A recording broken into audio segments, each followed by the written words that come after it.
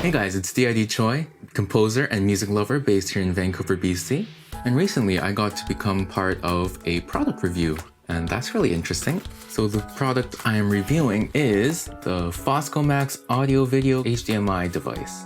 And this device is for turning your computer or some kind of external device into a kind of like a webcam signal. So essentially I can use this camera to do whatever Zoom calls or video conferences, whatever I need to do using this device. So with this device, basically I can do any kind of video conferencing, via Zoom, Skype, whatever, and it'll make your life a lot easier. There are a few hacked kind of methods where you can use stuff like Cam Twist and Camera Live and basically turn your camera signal into a digital webcam and trick the computer into thinking it's an external webcam. But Zoom, which is kind of the most popular program right now, currently doesn't support that. Having something like this is going to make your life a lot easier because instead of going through like 3 different bits of software where you connect your camera via USB to your computer and then into like Camera Live, and then Camera Live has to be detected in Camera Twist, Cam Twist or whatever, and then you have to get it into the video software of your choice. With this, it should be one step. I haven't actually tried it yet, so we'll try it together and see if it really is a lot easier and if Zoom supports it, because that's the most important thing for me.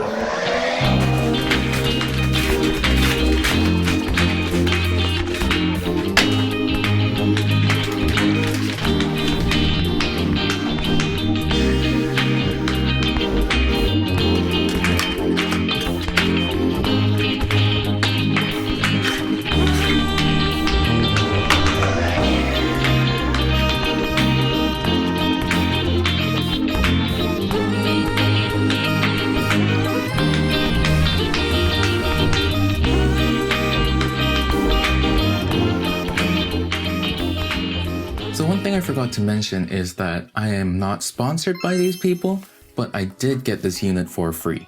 So I'll just go ahead and try it out. There aren't that many instructions, so I'm just gonna kind of wing it based on what I know. So now I'll show you the iPhone cam so that I can show you what it looks like when you're plugging it into your camera. Essentially what I need to do is take HDMI mini and take it into HDMI into this capture box and into my computer via USB, which means I'll need a USB-C adapter because Apple.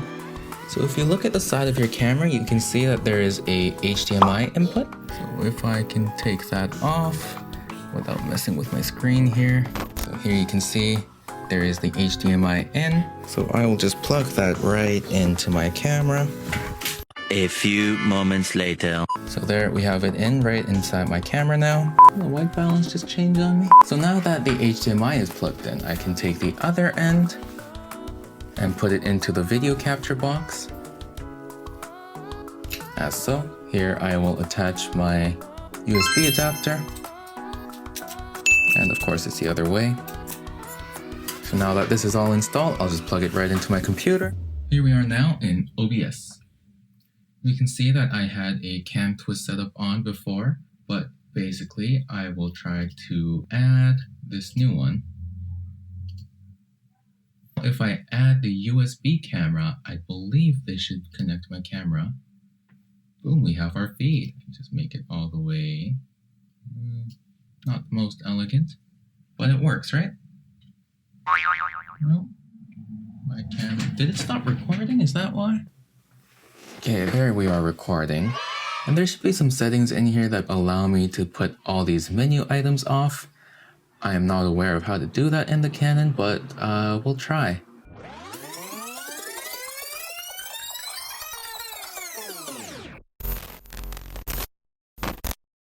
Alright, I'm back.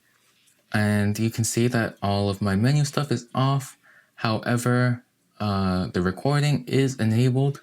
And you can see the focus box, but that's just because I'm recording on this camera as well. When you're actually using this with some kind of video streaming, you wouldn't be recording, you would just have it just in live view mode, basically. So you can see that in OBS, this is working totally fine, just as we expected. But the real question now is, will it work in Zoom? So here we are in Zoom with a new meeting. I turned my webcam off because you could see everything behind me and that wasn't very pretty. But now we will try to put this USB camera on just as it shows up, and theoretically it should work right away. Now I need to start the video and boom. Here we are in Zoom with our favorite webcam. You can join in audio. And what kind of audio can we use? We can use the USB digital audio, and that will be just the same audio that I'm using with my lapel mic here. Tap, tap, tap, tap. Now you will notice that everything is in mirror mode right now. Well, at least it's in mirror mode on the screen. And that is because Zoom is just letting you see yourself in that mirror mode, but what everyone else is seeing is going to be in the original mode. So let me just bring my camera over to a place where maybe I would have it for video calling. You're seeing a lot of my chest and a lot of my chin now. Zoom out all the way. All right, so now we're in an angle where I would kind of be using it like a webcam. I have the monitor that I was using set up right behind the camera. Actually, let me get my... So basically, now you can see with my iPhone that I've got my camera right under my monitor. And you'll notice that my live view on the camera itself is now gone because that's just the way my camera works. If you connect an HDMI display, the live view will cut out, which is fine because when you're using it for video conferencing, you want to be looking at yourself basically on the screen anyways, because that's what people usually do. Or you should be looking right into the camera, and then either way, you won't be seeing yourself anyways.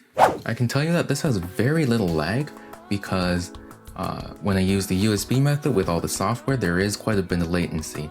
And then if you add that on top of the latency of Zoom or any kind of video chatting itself, then yeah, you end up with quite a bit of latency.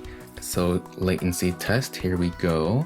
I have my iPhone here, so the iPhone can see what I'm doing. Here's my hand.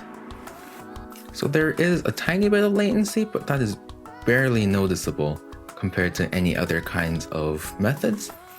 So essentially, this was actually a lot better than I expected. So far, there is no cutting out. So far, it is all super smooth as far as I can tell. And if it isn't smooth, that's probably just because of Wi-Fi. The resolution is quite good. We can go into our video settings and choose a bunch of different settings. Original ratio widescreen, this is in widescreen anyways. Enable HD all the time. Touch up my appearance. So you can see here before, which is what you've been seeing straight through my camera. And here we've got after. Yeah, that's done a pretty good job. I feel a little less self-conscious.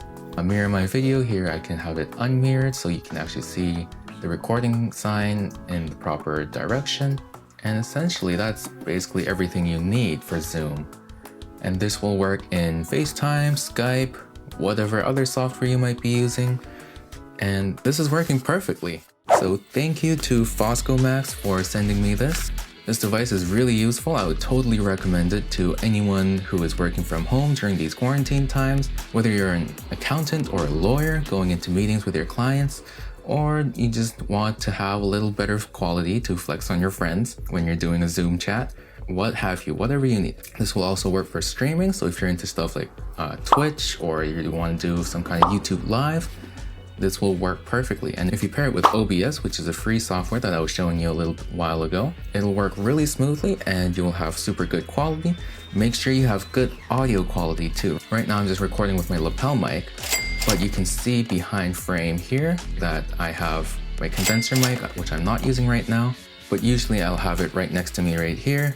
A lot of the times I do have it in frame, but if you're not into that, you can have it a little bit below or maybe above, wherever is closest to your mouth. Essentially. Then you'll have crispy audio, crispy video, and people will maybe take you more seriously.